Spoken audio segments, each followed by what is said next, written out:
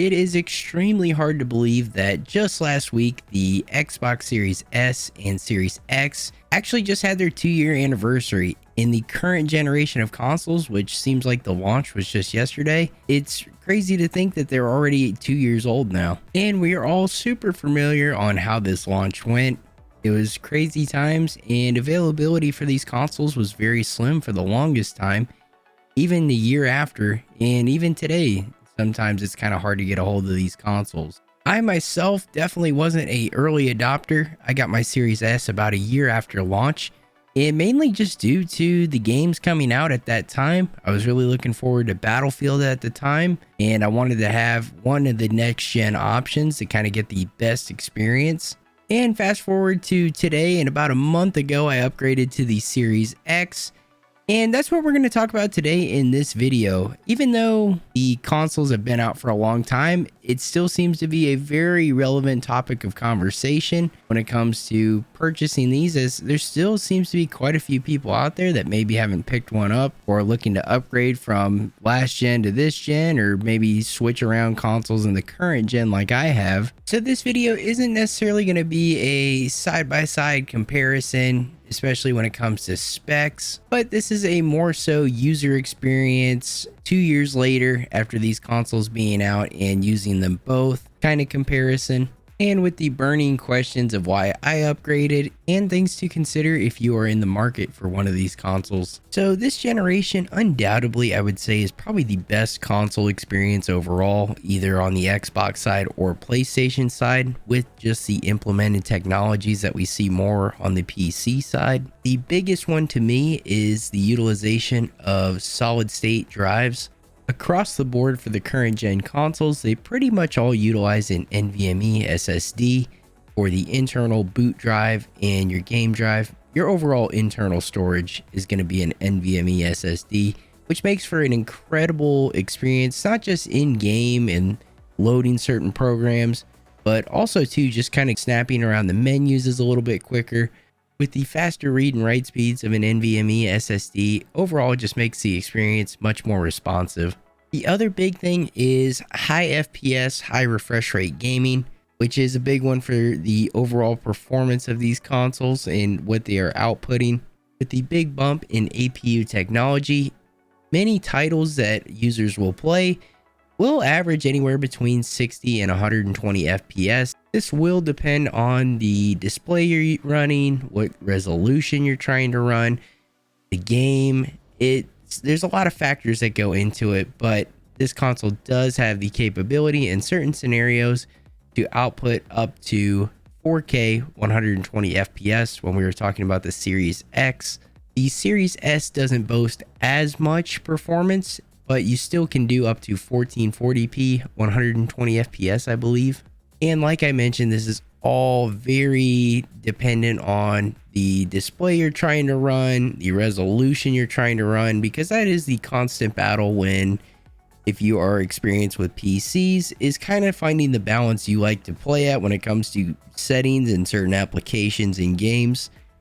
Much of it is just whether you want to run higher FPS, you're kind of at the loss of resolution, so the resolution gets brought down to output more frames.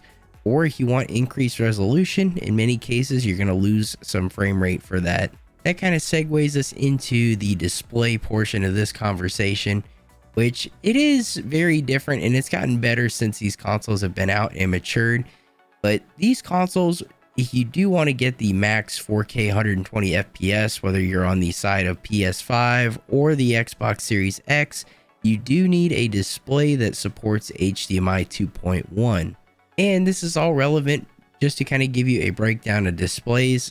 Whether it's a TV or monitor, the amount of times the screen refreshes and gives you the most up-to-date image is measured in hertz, which is the refresh rate of a display. So if you have a console, the Series X, let's say, and you have a game that can do 4K 120 FPS, but you have a 4K 60 hertz display, you are only going to see the screen in 60 FPS because the output of it is 60 hertz essentially. So in this case, the console is outputting much more FPS than the screen can actually refresh for. So HDMI 2.1 comes in because it has an increased bandwidth to support resolutions up to 4K at 120 Hz, which allows you to get the full experience and benefits of the current generation of consoles. This was kind of a problem in my opinion at first when these consoles came out, just due to the fact that there wasn't many display options out there with HDMI 2.1, and the ones that were available were very expensive. Luckily now there are quite a few more options on the market, and they are a little bit more affordable than where we started.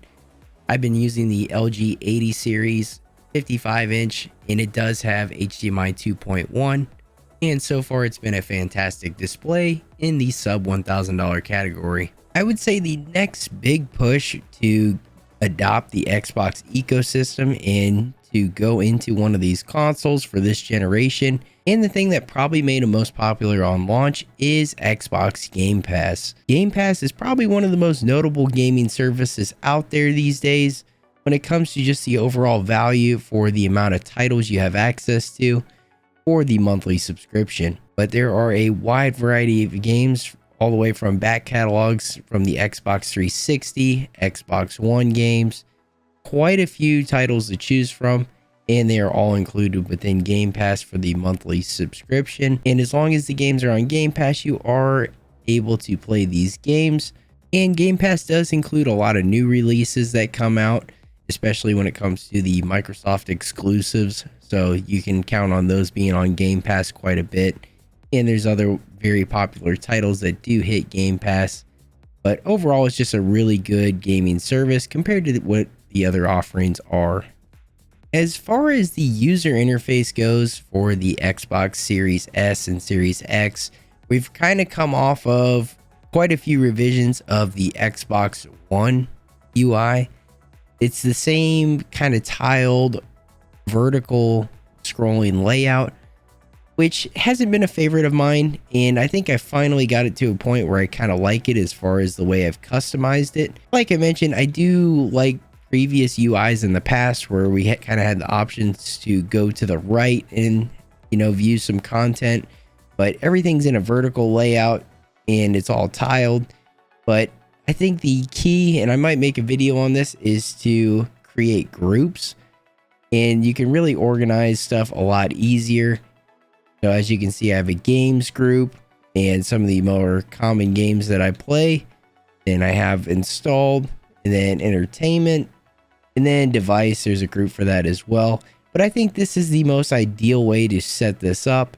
That way you just have much easier access to everything. But like I said, this is not a favorite UI of mine, but I think I finally have it kind of dialed in the way I like it. Now, kind of talking about the devices themselves. Overall, you really can't complain. They're both fantastic devices and are quite capable for a great gaming experience. On the side of the Series S, there definitely are some cons we're going to go into when it comes to the device itself, but overall, both consoles will give you a great gaming experience. And obviously the Series X is that flagship model that's going to give you the most amount of features when it comes to performance and kind of the peripheral features as well. So I started off, I got my Series S in September of 2021. So a little over a year ago, I got my Series S and gamed on it pretty consistently for a year and really enjoy the console. Great performance, and especially for the price point, it's a really good console. Everything from the form factor, I truly love the just rectangular shape of both of the Xbox consoles in this generation, and especially the compact form factor of the Series S. And then going to how much performance is actually packed in this device, it's quite an impressive package, and it gives you a really great gaming experience. The biggest drawbacks for the Series S that I definitely consider to be much higher than, it's not so much the performance of the Series S. I think the output is plenty sufficient for most. The biggest drawback for me on the Series S is the small internal storage. The Xbox Series S comes with a 512 gigabyte NVMe SSD, which at face value doesn't sound too bad, but with the games being so large these days and the operating system taking up a pretty good chunk of that storage, out of the box with no games installed and just the OS, You get about 280 to 320 gigabytes. I actually don't remember offhand how much it is, but it's somewhere around there, which is definitely pretty minuscule when it comes to storage, and especially in the landscape of today's games.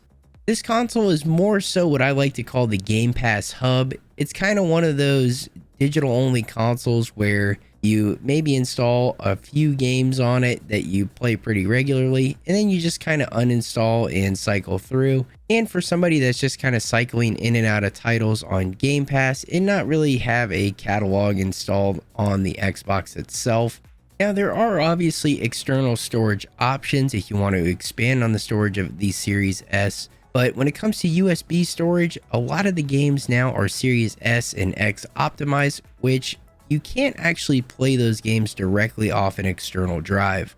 They have to be played off either the internal storage of the device, or if you have the proprietary Seagate expansion drive, you can play it off that, but nothing that is over the USB connection. This is a big drawback for a number of reasons, one being that so many games now are obviously optimized for the current generation, so many of them can't be played off the external drive if you're running some sort of USB drive. The expansion drives from Seagate too are wildly expensive, especially in comparison to other NVMe SSDs on the market. The dollar per gig value is just way less when it comes to these expansion drives, and it makes it pretty hard pressed to consider the Series S, especially if the X is available, just due to the fact that the sticker price on the Series S with the expansion drive costs about the same as the Series X. This was the core reason why I upgraded, just because I like to have a little bit of a larger catalog installed on my device and not so much just having it on Game Pass and installing it when I want to play it. There's definitely quite a few titles I just like to have available and ready to play. And the Series X, well, it's, as we mentioned, it is the flagship model, so it gives you that extra storage, and then it also gives you the extra FPS and resolution performance, which is really nice when paired with the proper display. So that is going to do it for this video, guys. Thank you for checking this one out. Hopefully you guys enjoyed it. This was just kind of a recap of the Xbox Series S and Series X now that they've been out for a little over 2 years now. And this was just kind of discussing the overall experience, kind of my experience with the two consoles and gaming on them for quite a while, and some of the pros and cons between the two. If you guys enjoyed the video, make sure to drop a like on it. And if you want to see more tech and gaming related videos like this one, be sure to subscribe. As always, guys, thank you for watching, and I'll see you in the next video.